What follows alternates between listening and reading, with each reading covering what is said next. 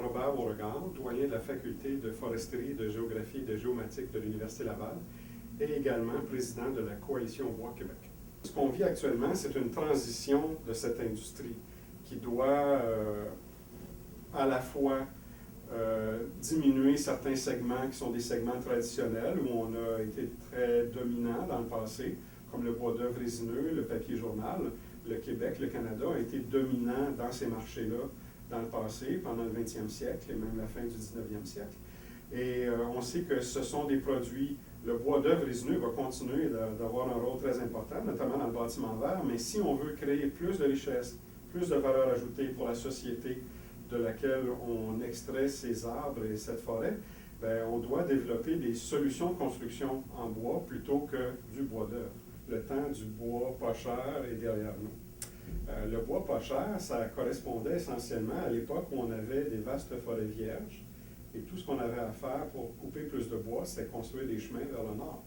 Si on veut produire du bois et du bois de qualité, maintenant, il faut faire de la sylviculture, il faut aménager l'ensemble du domaine forestier dans des séquences d'aménagement, de récolte écosystémique beaucoup plus intenses et le bois va coûter de l'argent. C'est un défi pour notre industrie forestière de développer des stratégies, des modèles d'affaires et des produits à plus haute valeur ajoutée.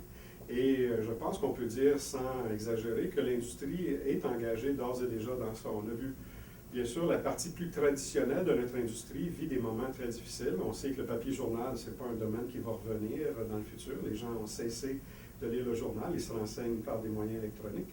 Et donc ça, la plupart des gens savent que le segment papetier des papiers journal ne connaîtra pas de croissance et même continuer à décroître.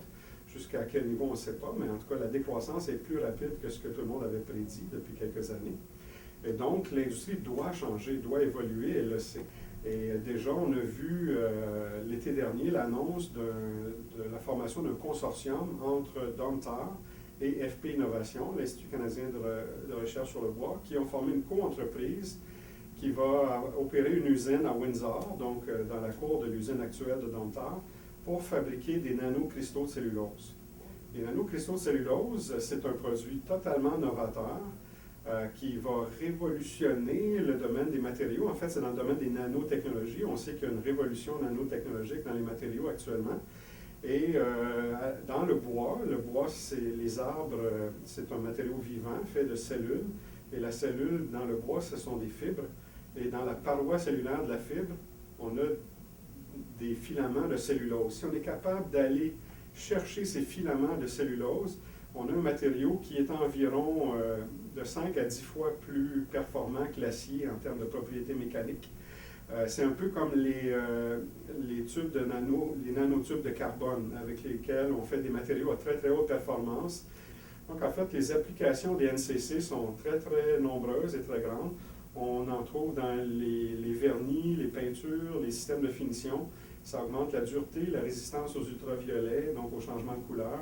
Donc toutes sortes de propriétés nouvelles. Et ça c'est l'avenir du secteur de l'industrie de la fibre de bois. C'est ce qui va remplacer les pâtes et papiers. Donc si on arrive à produire des plastiques, la chimie verte, des matériaux et de l'énergie à partir d'une ressource qui est gérée de façon soutenable, c'est-à-dire qui est capable de se régénérer par des mécanismes de la nature à perpétuité, bien là, on se trouve à se rapprocher du développement durable dans sa vraie définition. C'est-à-dire une relation entre la société, son économie, son développement social et la nature en respect des mécanismes de la nature.